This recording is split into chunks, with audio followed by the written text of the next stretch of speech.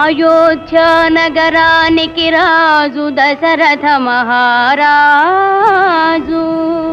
ఆ రాజుకు రాణులు మూవురు, కౌసల్య, సుమిత్ర, కైకేయి.